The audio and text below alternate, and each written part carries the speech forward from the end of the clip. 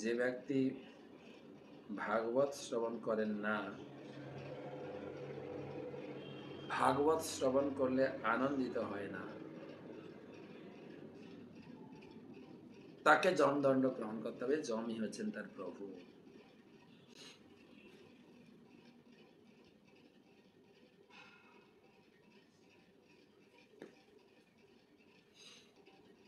তো আজকের আলোচনা 41 থেকে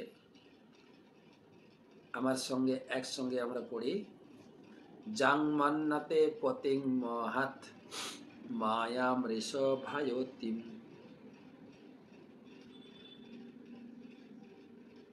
মতমায়াম ঋষভ আয়তিম স্ত্রীত্যম স্ত্রী সঙ্গত প্রাপ্ত বিদ্যাপত্য গৃহপ্রদম যাং মান্নাতে পতিং মহাত মতমায়াম ঋষভায়তিম স্ত্রীত্যম স্ত্রী সঙ্গত প্রাপ্ত বিদ্যাপত্য গৃহপদম। জীব তার পূর্বজন্মে নারীর প্রতি আসক্ত হওয়ার ফলে এই জন্মে স্ত্রী রূপ প্রাপ্ত হয়েছে। মোহবশত পুরুষরূপী মায়াকে সম্পদ, সন্তান, গৃহ আদির পদার্থ বলে মনে করে। জং মন্নতে পতিং মহা, পতি পুরুষ লোকটি মনে করে, যে মোহবশত মনে করে যে মত মায়াম ঋষভ আয়তিম স্ত্রীত্ব স্ত্রী সঙ্গত প্রাপ্ত। সে মায়াবশত মনে করে এই স্ত্রী থেকে আমি বিত্তীয় পত্য গৃহ প্রদম, আমি প্রাপ্ত হয়েছি। স্ত্রীত্বম স্ত্রী সঙ্গত, আমি আমার এই স্ত্রী থেকে আমি কি কি প্রাপ্ত হয়েছি? বিত্ত ধন, আপত্য সন্তান, গৃহ প্রদম সন্তান, গৃহ, সম্পদ আমি এই স্ত্রী থেকে প্রাপ্ত হয়েছি। তার ফলে সে সেই বদ্ধ জীবনে আবদ্ধ হয়ে পড়ে।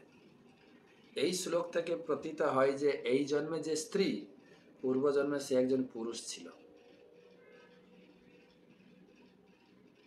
ভালো করে মন দিয়ে শুনি। তার স্ত্রীর প্রতি আসক্তির ফলে সে এখন একটি স্ত্রী শরীর প্রাপ্ত হয়েছে। ভগবদ গীতায় সেই কথা প্রতিপন্ন হয়েছে। মানুষ মৃত্যুর সময় যে কথা চিন্তা করে সেই অনুযায়ী পরবর্তী জীবন লাভ হয়। জং জং বাপি স্মরণ ভাবম ত্যজত্যন্তে কলেবরম জপ্রয়াতি সমদ্ভাব জাতি নাস্তত্র সংশয়। ভগবদ গীতায় প্রথম 6টা অধ্যায় কর্মের উপরে আলোচনা করা হয়েছে, যে আমাদের প্রকৃত কি কর্ম করা উচিত। অর্জুনের এই প্রশ্নে ভগবান উত্তর দিলেন যে হাত যেরকম আমার শরীরের অংশ, এই হাতের কাজ হচ্ছে এই শরীরের সেবা করা। ইংরেজিতে বলে এই হাত হচ্ছে this hand part and parcel of my body, আমার শরীরের অংশ হচ্ছে এই হাত। এই হাতের সামনে যা আসবে, ধরো খাবার এসছে, ভালো খাবার হাতে তুলে এই শরীরের মুখে আসবে, অন্য শরীরে যাবে না। কিন্তু কেউ যখন মারতে আসবে হাত উঠে আসবে আটকাতে। এই হাতের কাজ হচ্ছে এই শরীরের সেবা। ঠিক সেই রকম অনু আত্মা, ভগবদ গীতায় ভগবান বললেন অপরিয়মিত স্তন্নং প্রকৃতিং বিদ্ধি মে পরম জীবভূতাং মহাবাহ জয়দম ধার্যতে জগৎ। ভগবান বললেন যে এই যে শরীর, পুরুষ শরীর, স্ত্রী শরীর, সুন্দর অসুন্দর, মানুষের শরীর, পশু পাখি শরীর, জীবজন্তু, কীটপতঙ্গ, গাছপালা, যত প্রকার শরীর আছে, সমস্ত শরীরকে জাগিয়ে রেখেছে আমি আত্মারূপে।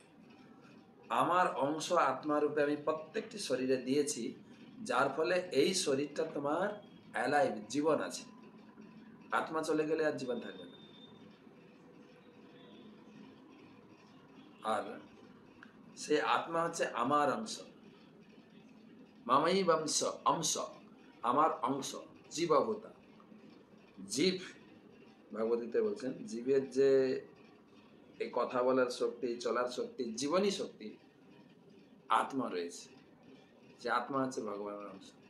ভগবান বললেন যজ্ঞার্থাৎ কর্ম মন্ত্র। তাই আমার সেবার জন্য, আমার প্রীতির জন্য তোমাকে কর্ম করতে হবে, যেহেতু আত্মা হচ্ছে আমার অংশ। এখন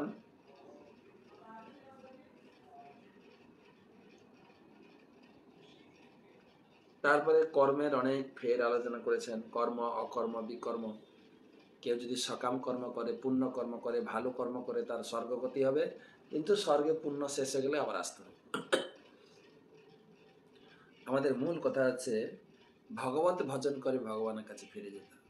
অর্জুন প্রশ্ন করলেন, তাই ভগবান তোমার কাছে ফিরে যাওয়ার পন্থাটা কি?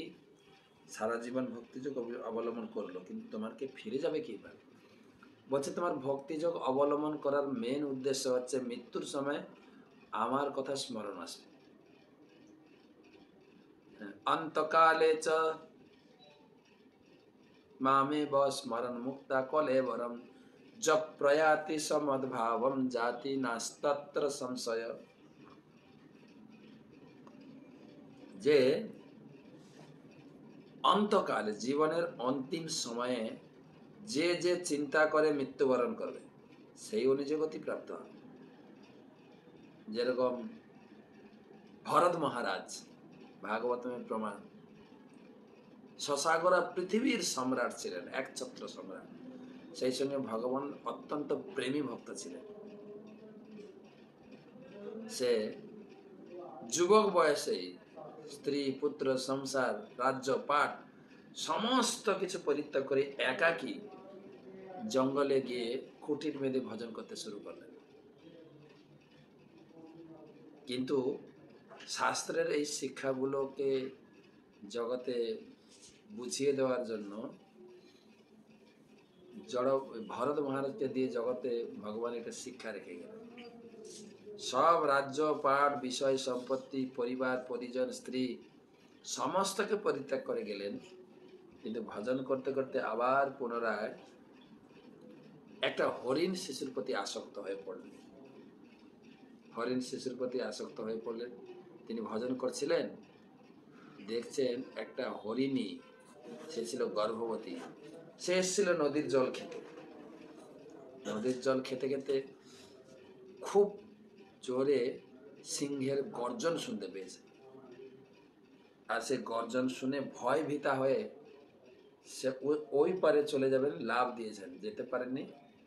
মাছ নদীতে পড়ে গেছে, সঙ্গে সঙ্গে তার গর্ভ থেকে সন্তান বেরিয়ে এসেছে, গর্ভপাত হয়ে গেছে, আর সে মারা গেছে। মা হরিণ মারা গেল, শিশুটা জলের তড়ে ভেসে যাচ্ছে। আর এই দৃশ্য চোখের সামনে ঘটছিল ভরত মহারাজের। তিনি জপ ব্যাগটা রেখে বসে বসে জপ করছিলেন, ধ্যান করছিলেন। জপ ব্যাগটা রেখে দিয়ে সেই হরিণ শিশুকে জল থেকে উদ্ধার করলেন। মা নেই, সেই হরিণ শিশুর চর্চা করতে করতে আবার হরিণ শিশুর প্রতি আসক্ত হয়ে গেলেন। কোথায় বাঘ এসে, সিংহ এসে হরিণ শিশু কে বলছে না তো, হরিণ শিশুকে কাছে বসিয়ে যজ্ঞ করতেন, কিন্তু নজর হচ্ছে হরিণ শিশুর প্রতি। এই করতে করতে তার জীবন শেষ পর্যায়ে হরিণের চিন্তা করতে করতে তিনি মারা গেলেন। আর সঙ্গে সঙ্গেই তার জন্ম হয়েছে হরিণ রূপে। কিন্তু যেহেতু সে বড় ভক্ত ছিল, তাই তার মনে সবকিছু স্মরণে ছিল। আরে আমি তো ভজন করছিলাম, ভগবত ধামে যাওয়ার কথা, কিন্তু আমার তো পতন হয়ে গেছে, হরিণ শিশু হয়ে গেল। তো সেই জন্য খুব সতর্ক থাকতেন। কোনো গাছের পাতা বা ঘাস ছেড়ে খেতেন না। আবার যদি কর্মবন্ধন লেগে যায়, গাছ থেকে ঝরে পড়া পাতা খেতে।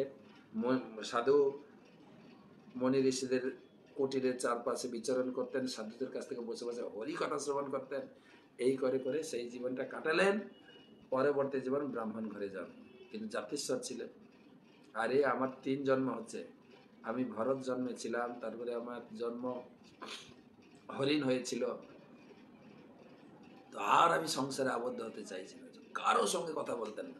কথা বলার শক্তি ছিল, কিন্তু কথা বলতেন না। এমন নয় যে বোবা ছিলেন। ব্রাহ্মণ ঘরের সন্তান, অন্যান্য ছেলেরা তারা ব্রাহ্মণত্ব জ্ঞান লাভ করলো, লেখাপড়া শিখলো, বেদ পড়লো, পূজা অর্চনা আদি শিখালেন বাবা, কিন্তু একে কিছু শেখানো গেল না। কথাই বলতো না, আর দিয়ে কোনো কিছু করাতে গেলে উৎপটাং কাজ করতে বলতো, আচমন করো, আচমনটা শেখাতে গিয়ে পুরো আচমন জল খেয়ে নিতেন। এমন কার্যকলাপ করতেন যেন কারোর প্রতি আসক্তি না থাকে, তার প্রতি যেন কেউ মমতা না করে। অনেক বড় কাহিনী ভাগবতের পঞ্চম স্কন্ধে বর্ণনা রয়েছে। মুখ্যত সেই জীবনটা সে একদম অনাসক্ত ভাবে ছিল। তার ভাইয়েরা তাকে অকর্মণ্য বলে বিভিন্ন কাজ করাতো, ধান ক্ষেতের পাহারা দেওয়াতো, যত ভারী ভারী কাজ করাতো। বৌদিরা তাকে বাসি খাবার দিত, যে খাবার ঘরে আর খাওয়ার মতো কেউ থাকতো না, বাসি খাবার, সবজি, মিষ্টি। আর ভরত মহারাজ, তার নাম হয়ে গেল জড়ভরত। সে জড়ভরত তিনি চুপচাপ, কারোর সঙ্গে কথা বলতেন না, আর সেগুলো খেতেন। হৃষ্টপুষ্ট চেহারা ছিল। ঘটনা হয়েছে কি, একদিন সৌবীর প্রদেশ থেকে, মানে পাকিস্তান থেকে, একজন মহান ধার্মিক রাজা রহুগণ, তিনি পালকিতে করে আসছেন আমাদের দক্ষিণ 24 পরগনায় গঙ্গাসাগরে কপিল দেবের কাছে ভাগবত কথা শোনার জন্য। তো 4 জন বাহক তাকে পালকিতে করে নিয়ে আসেন। তো রাজা, তখনকার দিনে এইসব যানবাহনের ব্যবস্থা ছিল না, একটাই ছিল পালকি বাহক। তো 4 জন বাহক ছিলেন, তার ভিতরে একজন অসুস্থ হয়ে পড়েছেন। রাজা যাবেন কি করে, খোঁজ দেখে মাঠে বসে আছেন একটা ব্যক্তি, খুব হৃষ্টপুষ্ট চেহারা বিশিষ্ট। তাকে ধরে এনে লাগিয়ে দিয়েছে। ওনার কোনো বিকার নেই, কোথায় নিয়ে যাচ্ছে, কি ব্যাপার, একদম ঈশ্বর চিন্তায় ধ্যানে মগ্ন। লাগিয়ে দিয়েছে, পালকি বইছেন, কিন্তু সমস্যাটা হচ্ছে সে তো মুক্ত পুরুষ, রাস্তায় চলতে গিয়ে দেখে দেখে পা ফেলছেন, এটা পিঁপড়ের উপর যেন না পা পড়ে যায়, কীটপতঙ্গ যেন মরে না যায়, আমার পায়ের চাপে আমাকে আবার কর্মফল ভোগ করতে হবে। তা দেখে দেখে পা ফেলতে গিয়ে পালকি তালে চলছে না, বেতালে চলছে, পালকি দুলছে। আর ভেতর থেকে রাজা রোষ প্রকাশ করছেন, আরে ভালো করে পালকি বাও, আমার গায়ে আঘাত লাগছে। হ্যাঁ, তখন 3 জন বাহক বলছেন, মহারাজ আমাদের কোনো দোষ নেই, এই নতুন লোকটা ঠিক মতো চলছে না। তারা তো বুঝে না জড়বতের স্থিতি। তখন ভিতর থেকে খুব রাগ ধমক দিচ্ছে, এই ভালো করে চলো, আমি রহুগণ রাজা, একদম চিকিৎসা করে দেবো মেরে। আর তখনই জড়ভরত মুখ খুললেন, বলে এই একটা উপযুক্ত লোক, এর সঙ্গে একটু কথা বলা যায়। তখন ভিতর থেকে বলছে, আরে মহারাজ, পালকি বইতে বলছে, কে বা রাজা আর কে বা প্রজা, আমি একদিন রাজা ছিলাম, আমার নাম ছিল ভরত মহারাজ, আমি এখন পালকি বইছি। হ্যাঁ, কি বলছো, এই দাঁড়াও, পালকি দাঁড়াও। বলছে, না না আপনি চলুন, আমার বই নিয়ে যাচ্ছে। না না দাঁড়াও। পালকি থেকে নেমেই রহুগণ রাজা জড়ভরতকে প্রণাম করলেন।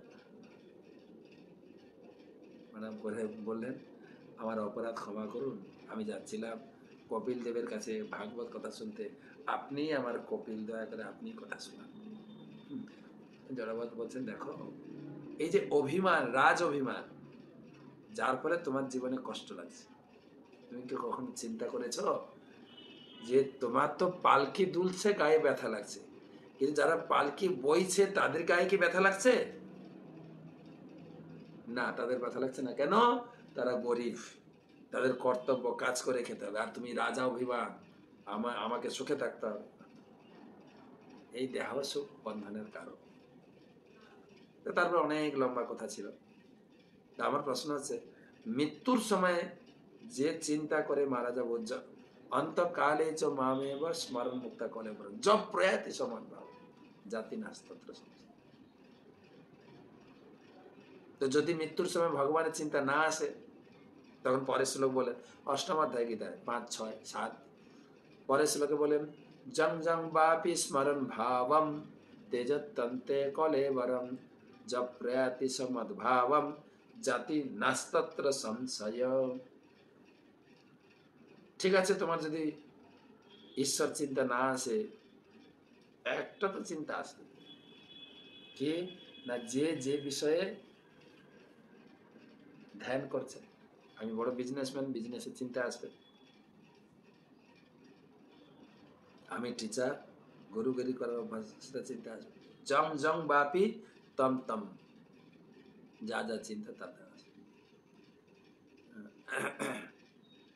আমরা সে কাহিনী আগে শুনতাম না। একজন বড় বিজনেসম্যান ছিল, সে সারা জীবন ভালো ভালো করে চুটিয়ে বিজনেস করেছে।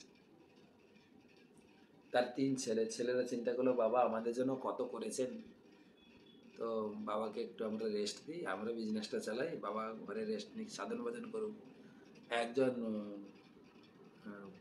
ব্রাহ্মণকে ডেকে নিয়ে এসছেন, বলছেন বামন ঠাকুর আমার বাবারকে একটু তীর্থ ভ্রমণ করিয়ে দেন, বাবা আমাদের জন্য কত কিছু করেছেন, আমরা বাবার জন্য একটু তীর্থ ভ্রমণের ব্যবস্থা করতে চাই, আপনি যদি একটু হেল্প করেন, আপনি বাবাকে নিয়ে তীর্থ ভ্রমণ করান। ঠিক আছে। সাধু বাবা কিছু টাকা পয়সা দিয়েছেন, সাধু বাবা নিয়ে যাচ্ছেন বাবাকে তীর্থ ভ্রমণ করান, গয়া, কাশী, বৃন্দাবন, হরিদ্বার, অযোধ্যা সব জায়গায় করছে। কিন্তু সমস্যা হচ্ছে যেখানে যাচ্ছে সেই তার ব্যবসা সংক্রান্ত কথা বলছে। দোকানে গিয়ে জিজ্ঞেস করছে এখানে চাল কত করে কিনছো, কত করে বিক্রি করছো, গম কত করে, তেলের দাম পড়লো কিনা, বাড়লো কিনা, এইসব শুনতেন বামন ঠাকুর বলছেন আরে মহারাজ আপনি এখানে এসছেন, এইসব ব্যবসা বাদ দিন, ভগবান দর্শন করুন, ভগবানের কথা শ্রবণ করুন, প্রণাম করুন, তীর্থ স্নান করুন, এইসব করে আমরা জীবনটাকে কলুষ মুক্ত করতে পারি। শুনছেই না, যেখানে যায় আলু কত করে কেনা, কত করে, এখানে কোন সিজনে সব থেকে বেচা কেনা বেশি হয়, লোকের হাতে টাকা পয়সা থাকে। তো সাধু বাবা তো একদম নারাজ হয়ে গেছে, আরে একে দিয়ে কিছু করতে পারলো না। সেটা লিখছে তোমার বাবার দ্বারা কিছু হবে, আমি আর পারছি না, তোমার বাবাকে ফেলে নিয়ে যাবো। বলছে না একটু ঘোরান। তখন সেই বাবা ঘুরতে ঘুরতে ঘুরতে ঘুরতে লাস্টে আবার কাশিধামে এসছে। কাশিধামে একটা জায়গা আছে যেগুলো হরিশ্চন্দ্র শৈবা ঘাট, সেখানে শ্মশান আছে, সেই শ্মশানে নিরন্তর 4টে 5টা 6টা চিতা জ্বলতেই থাকে। ওখানে প্রসিদ্ধ ঘাট, ওখানে চিতা জ্বালালে মণিকর্ণিকার ঘাট বলে, শিবজি তারা ব্রহ্মমন্ত্র দান করবেন, যে ওখানে যার ডেড বডি ওখানে পুরানো হবে। তো সেখানে 5-6টা চিতা জ্বলছে, দেওয়ালে হেল দিয়ে কান্না করে ঝরঝর করে চোখে জল ফেলছে। সাধু বাবা চিন্তা করলেন খুব ভালোই হলো, কমপক্ষে এই জায়গাটায় এসে বাবার একটু পরিবর্তন এসছে। বাবাকে সান্ত্বনা দিয়ে বলছেন বাবা কান্না করেন না, আপনার জন্য সময় আছে, এখন থেকে ভজন সাধন শুরু করেন, আপনার জীবনটা সার্থক হয়ে যাবে। বাবা বলছে তুমি কি বলছো, আমি তো কিছুই বাজি না। তখন সাধু বাবা বলছে আপনি কাঁদছেন কেন? বলছে আমি কাঁদছি এই কারণে, আমার দোকান ছিল গালামালের দোকান, ভুসিমাল দোকান, কেরানি দোকান, কিন্তু এখানে দেখছি সব সময় 5-6টা চিতা জ্বলছে, কতই না কাঠের চাহিদা এখানে। আমি চিন্তা করছি এই এতদিন মুদিখানা দোকান করে আমার কিচ্ছু লাভ হলো, জীবনটা বরবাদ। আমি যদি কাঠের বিজনেস করতে পারতাম তাহলে আমার লাভ আরো অধিক হতো। সাধু বাবা তো মাথায় হাত বলছেন আরে এই থেকে একটা অনুভব করা যায়, আমরা যাদৃশ্যে ভাবনা, আমরা সারা বছর সারা জীবন যে চিন্তা যে কার্যকলাপে যুক্ত থাকবো সেটাই আমার পরবর্তী জীবনে লাভ হবে। তাই ভগবান বললেন তসমাৎ সর্বেষু কালেষু মাম অনুস্মর যুদ্ধ, তাই সব সময় সর্বদা কেবল আমার চিন্তায় লীন হয়ে থাকো। হাতে করো কাম, মুখে বলো না আমার চিন্তা করো আমার ধাম। এই করলে তোমার জীবন লাস্টে আমার চিন্তা করতে করতে তুমি মরতে পারবে, তাহলে আমার ধাম প্রাপ্ত হয়ে যাবে। কেউ যদি তার স্ত্রীর প্রতি অত্যন্ত আসক্ত হয়, স্বাভাবিকভাবে সে তার মৃত্যুর সময় স্ত্রীর কথা চিন্তা করবে, পরবর্তী জীবনে সে স্ত্রীর শরীর প্রাপ্ত হবে। তেমনি স্ত্রী যদি তার মৃত্যুর সময় পতির কথা চিন্তা করে তাহলে স্বাভাবিকভাবে সে জীবনে পুরুষ শরীর লাভ করবে। হিন্দু শাস্ত্রে তাই স্ত্রীর সতীত্ব এবং পতি ভক্তির উপর গুরুত্ব দেওয়া আছে। আপনি বলতে পারেন ঠিক আছে তাহলে আমি এবারে স্ত্রী চিন্তা করতে করতে মরবো, স্ত্রী হয়ে যাব, আবার সে স্ত্রী জন্মে পুরুষ চিন্তা করবো, পুরুষ হয়ে যাব না।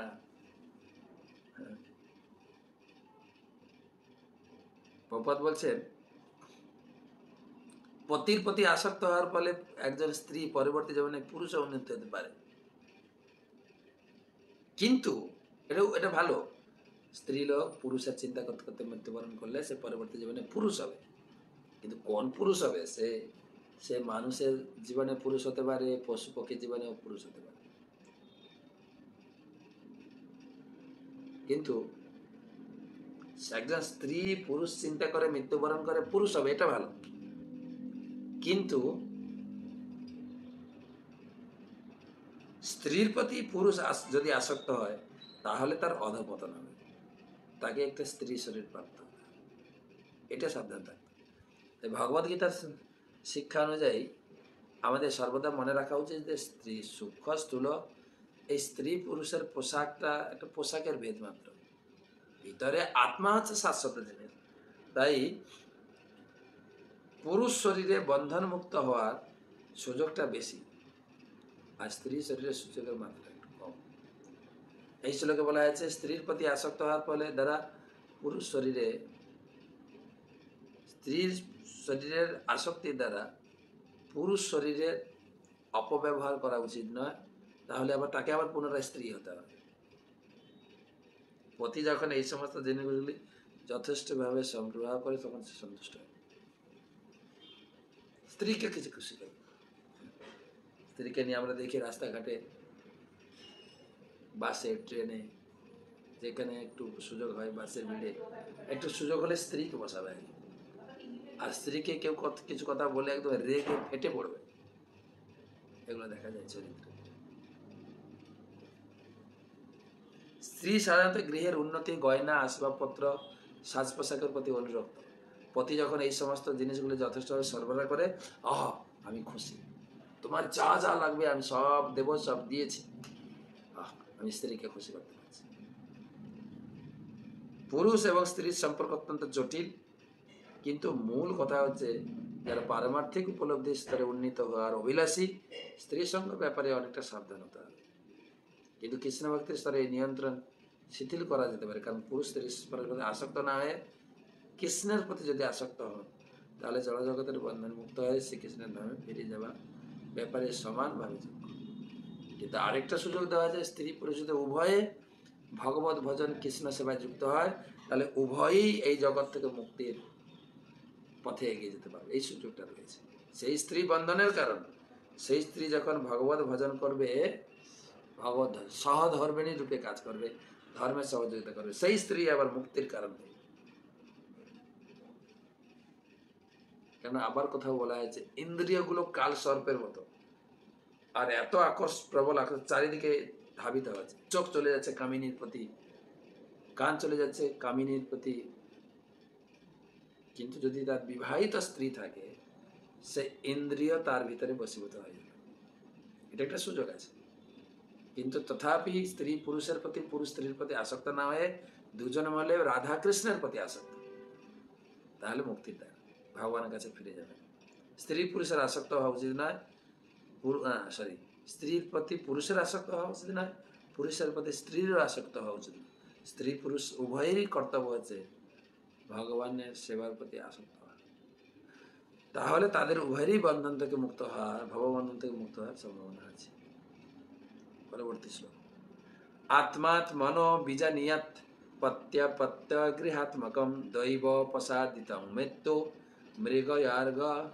মৃগয়ার্গায়নম যথা।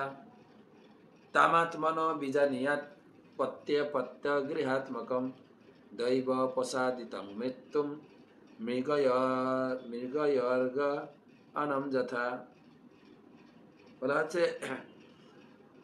ব্যাধের সঙ্গীত যেমন মৃগের পক্ষে মৃত্যুর কারণ, তেমনি স্ত্রী, তেমনি পতি, পুত্র, গৃহ ইত্যাদিকে ভগবানের বহিরঙ্গা শক্তির দ্বারা তার মৃত্যুর আয়োজন বলে স্ত্রীর মনে করা উচিত। এর আগের শ্লোকগুলোতে পুরুষকে সাবধান করা হলো, পুরুষ যেন কোনো প্রকারে স্ত্রীর প্রতি আসক্ত না হয়, তাহলে এই জগতে পতন হয়ে যাবে। এখন উল্টো কথা বলা হয়েছে, আবার স্ত্রীকেও সাবধান করা হয়। স্ত্রী যদি প্রচুর পরিমাণে স্বামীর প্রতি আসক্ত হয় তারও বন্ধনের কারণ, পতনের কারণ। এই জড় জগতে আবার ঘুরপাক খাওয়ার জন্য আসতে হবে। উদাহরণ দিয়েছি, যেরকম শিকারী হরিণ কিভাবে ধরে জানেন? হরিণের কান খুব প্রখর, আর সে সুন্দর মিউজিক তান মান শ্রবণ করতে খুব ভালোবাসে। তখন শিকারী কি করে, জঙ্গলে গিয়ে সুন্দর তানে সুরে গান গাইতে শুরু করে। আর হরিণ চিত্রপটের মতো খাড়া হয়ে সেই সঙ্গীতের ধ্বনি শুনতে থাকে। পিছন থেকে শিকারে গিয়ে তাকে বেঁধে ফেলে। ঠিক সেই রকম স্ত্রী পুরুষের আকর্ষণ উপায় উপায়কে বেঁধে ফেলে এই সংসারে। ভগবান কপিল দেবের উপদেশের মাধ্যমে আমরা বুঝতে পারি যে স্ত্রী কেবল পুরুষের পক্ষে নরকের দ্বার স্বরূপ নয়, পুরুষও স্ত্রীর পক্ষে নরকের দ্বার স্বরূপ। কেবল পুরুষ স্ত্রীতে আটকে যাচ্ছে তা না, স্ত্রীও তাকে সাবধান থাকতে হবে, বেশি পুরুষের প্রতি আসক্ত হওয়াটা নরকের দ্বার স্বরূপ। এটি কেবল আসক্তির প্রশ্ন। স্ত্রীর প্রতি পুরুষ আসক্ত হয় তার সেবা, সৌন্দর্য এবং অন্যান্য গুণের জন্য, তেমনি পুরুষের প্রতি স্ত্রী আসক্ত হয় কারণ সে তাকে সুন্দর বাসস্থান, অলঙ্কার এবং সন্তানটি প্রদান করে। এটি কেবল পরস্পরের প্রতি আসক্তির প্রশ্ন। যতক্ষণ পর্যন্ত তাদের কোনো একজন এই প্রকার ভৌতিক সুখের প্রতি আসক্ত, ততক্ষণ পুরুষের পক্ষে স্ত্রী যেমন বিপজ্জনক, তেমনি স্ত্রীর ক্ষেত্রে পুরুষও বিপজ্জনক। কিন্তু সেই আসক্তি যদি কৃষ্ণের প্রতি স্থানান্তরিত করা হয়, তারা উভয় যদি কৃষ্ণ ভক্ত হন, তাহলে সেই দাম্পত্য জীবন অতি উত্তম।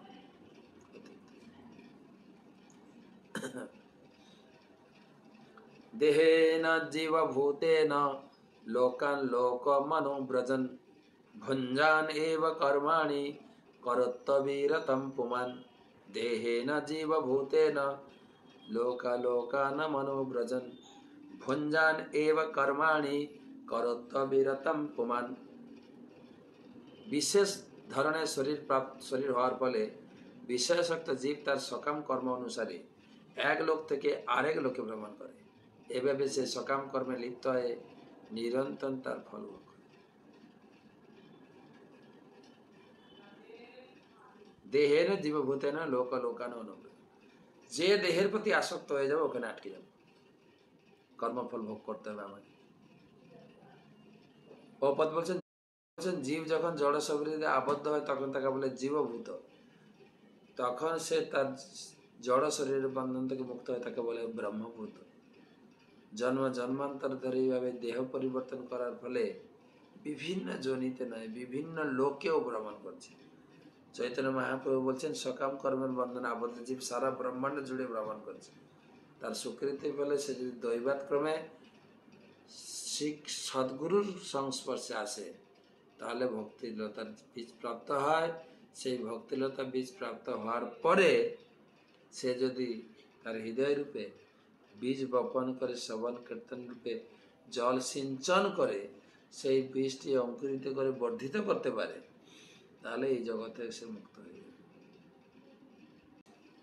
আর ভগবানের কৃপায় সদ্গুরু সঙ্গ লাভের যদি সৌভাগ্য না হয়, তাহলে বিভিন্ন জনিতে বিভিন্ন জন্ম মৃত্যুর চক্র থেকে উদ্ধার পাওয়া সম্ভব নয়। আজকের আরেকটা শ্লোক পড়ব। জীব হাসানুগো দেহ ভূতেন্দ্রিয় মনোময় তন্নিরোধ স্মরণ আবির্ভাবস্তু সম্ভব। জীব হাসু নুগো দেহ ভূতেন্দ্রিয় মনোময় তন্নিরোধস্য মরণমাৎ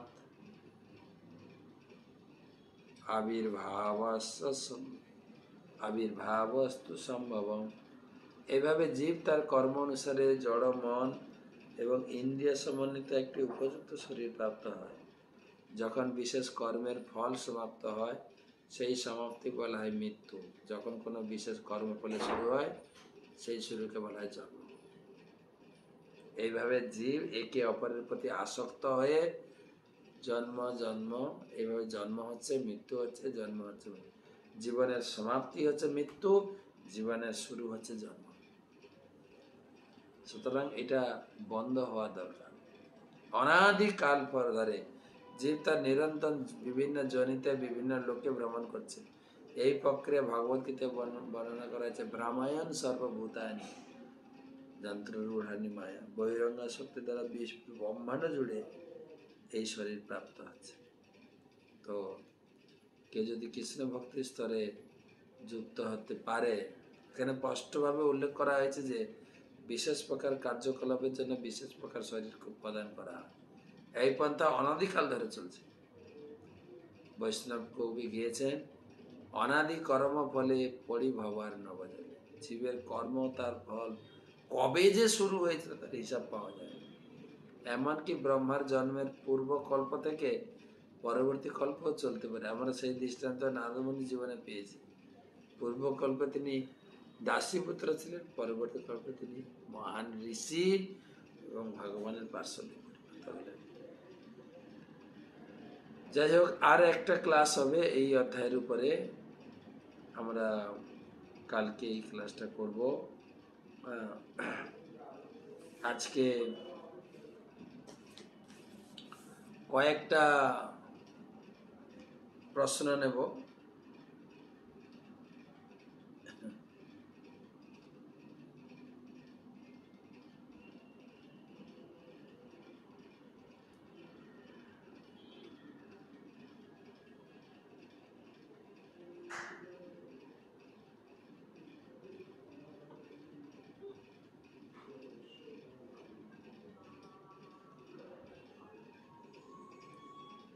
তো প্রশ্ন নেওয়ার আগে আমরা এই গীতা জয়ন্তী মাস চলছে,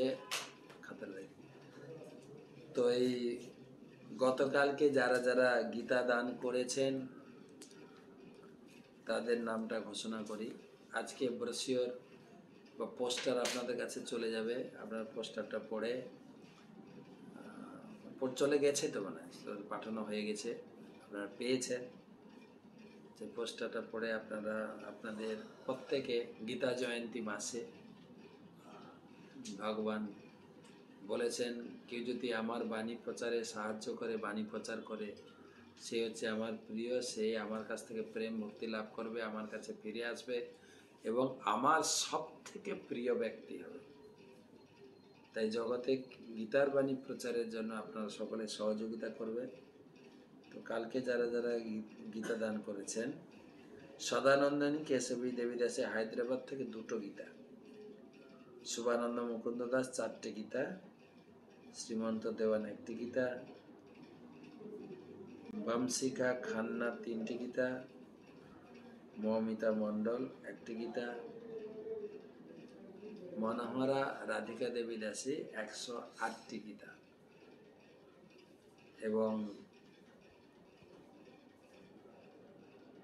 সুবর্ণ গৌর হরিদাস প্রভু 108টি গীতা। তো যারা গীতা দান করবেন আমার এই হোয়াটসঅ্যাপ নাম্বারে যোগাযোগ করবেন এবং পোস্টারেও আমার এই নাম্বার দেওয়া রয়েছে। গীতার দাম, কিভাবে গীতা দান করবেন ডিটেলস লেখা আছে, পড়বেন। গীতা দানের গুরুত্ব দেওয়া হয়েছে। আমার এই হোয়াটসঅ্যাপ নাম্বার +91 9434760402। আরেকবার বলছি নাম্বারটা, +91 9434760402।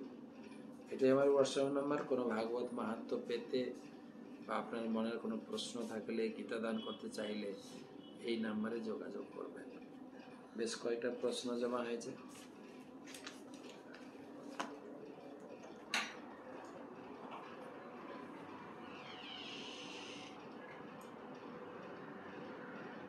আজকে আমরা চলে যাচ্ছি সুরাট ছেড়ে, কলকাতায় মধ্যরাত্রে পৌঁছে যাব। কালকে থেকে কলকাতা থেকে কালকে দুপুর পর্যন্ত আছে, মায়াপুর চলে যাব। সম্ভবত কাল থেকে হয়তো মায়াপুর থেকে আপনার সঙ্গে ক্লাসে যুক্ত হব। প্রভু, আমার তো এখন 17 বছর বয়স, আমি কি একা দীক্ষা নিতে পারি? কলকাতা থেকে বুলান সিংহ। হ্যাঁ, দীক্ষা নেওয়া যায় যদি দীক্ষার সমস্ত প্রস্তুতি পর্ব ঠিক থাকে। প্রতিদিন 16 মালা জপ করতে হবে, 4 নিয়ম পালন করতে হবে, তারপরে গুরুদেব দীক্ষা দেবে। তুমি প্রস্তুতি হয়ে নাও, অবশ্যই দীক্ষা পাবে।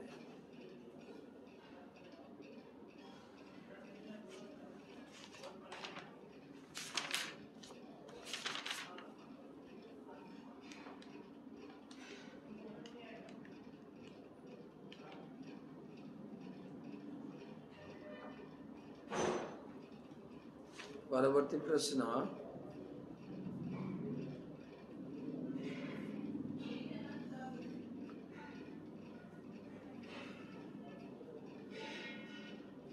মৃত্যুঞ্জয় সেন, পুরুলিয়া থেকে। হরে কৃষ্ণ, ধন্যবাদ, প্রণাম মহারাজ। আমার একটা প্রশ্ন ছিল, তুলসী পাতা কোন দিন তোলা যায় না? আমরা সাধারণত গুরুদেবের কাছে শিখেছি কেবল দ্বাদশের দিন তুলসী তুলবেন না, আর প্রতিদিন তুলতে পারবেন। দ্বাদশের দিনটা করবেন কি, একাদশের দিন তুলে রাখবেন, দ্বাদশীতে ভগবানের ভোগে ভগবানের চরণ দেবেন, কেবল দ্বাদশীতে তুলতে নেই।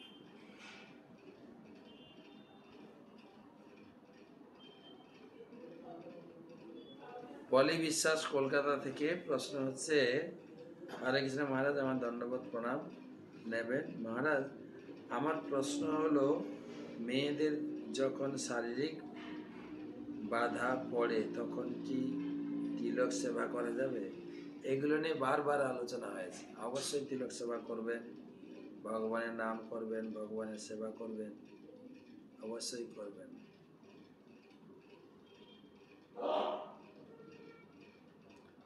পরবর্তী প্রশ্ন করেছেন সঞ্জু দে, ঝাড়গ্রাম থেকে। মহারাজ, দীক্ষা না নিয়ে কি তুলসী মালা জপ করা যাবে? দয়া করে যদি বলেন। করতে পারেন, জপ করতে পারেন, তবে আমরা দীক্ষার আগে কাঠের মালা জপ করেছি, দীক্ষার পরে গুরুদেবের হাত থেকে তুলসী মালা পেলাম, এটা একটা বিশেষত্ব থাকে আর কি। নাহলে আপনি তুলসীর মালা জপ করতে পারেন, কোনো সমস্যা নেই।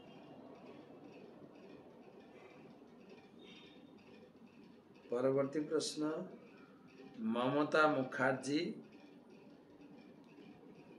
সবাই বলে যে আত্মাকে কষ্ট দিতে নেই, আত্মা যা চায় তাই দিয়ে আত্মাকে তুষ্ট রাখতে হয়। এই যুক্তিকে খণ্ডন করতে হলে গীতার কোন শ্লোকটি পড়ে বোঝাতে হবে? আমি মমতা মুখার্জি, বেহালা, কলকাতা থেকে। একটা কথা মনে রাখতে হবে, যারা বুঝতে চাইবে না, আপনি যত যুক্তি দেখান বুঝবে না। এই মাছ মাংস খেলে আত্মাকে সন্তুষ্ট করা যায়, এটা কোথাও লেখা নেই। আর মাছ মাংস ছেড়ে দিলে আত্মার কষ্ট হবে, এটাও লেখা নেই। এগুলো নিজের বানানো। খাওয়া দাওয়া তো দেহের ব্যাপার, আত্মা এসব কোনো কিছুই খায় না। তাই পরমাত্মাকে সন্তুষ্ট করতে আপনি এই জিনিসগুলো, শাস্ত্রীয় নিয়মগুলো মানতে হবে, নিরামিষ খেতে হবে। এই আত্মার কষ্ট করে, আত্মা সম্বন্ধে কিছু আলোচনাই হয় না, শুধু নিজের তৃপ্তি বিধানের জন্য আত্মা কথাটা লাগিয়ে দেয়। আত্মা সম্বন্ধে জানতে গেলে ভগবদ্গীতা 2য় অধ্যায় 3য় অধ্যায় পড়বেন। 3য় অধ্যায়ে বলেছেন, যিনি আত্মাতেই প্রীত, আত্মাতেই সন্তুষ্ট, তার কোনো কর্ম করা লাগে না। এটা 3য় অধ্যায় 17 নম্বর শ্লোকে আছে। কিন্তু বিষয়টা যদি আপনি বুঝিয়ে বলতে চান, আপনাকে 2য় অধ্যায় 3য় অধ্যায় দুটোই পড়তে হবে। বাণী পাল, এর বিষয়ে প্রশ্ন। হরে কৃষ্ণ প্রভু, সব পুরুষ কি হরি ভজনে উৎসুক?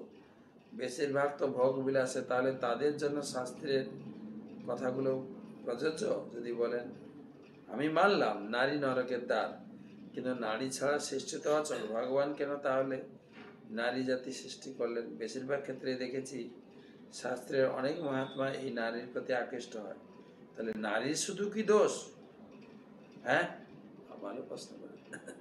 আজকের আলোচনা নিশ্চয়ই আপনি এই প্রশ্নের উত্তর পেয়েছেন। কপিল দেব বলছেন, নারী যেরকম পুরুষের কাছে নরকের দ্বার, পুরুষও নারীর কাছে নরকের দ্বার। একজন নারীও সে বেশি পুরুষের প্রতি যেন আসক্ত না হয়, আর পুরুষও যেন নারীর প্রতি আসক্ত না হয়।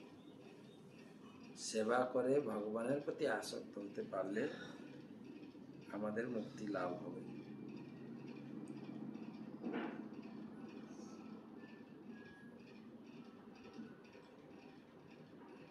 নদিয়া থেকে আকাশ।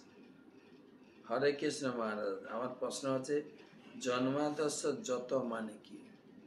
এই শ্লোকটা ভাগবতমের প্রথম শ্লোক। ব্যাসদেব বন্দনা করেছেন জন্ম আদি অশ্ব।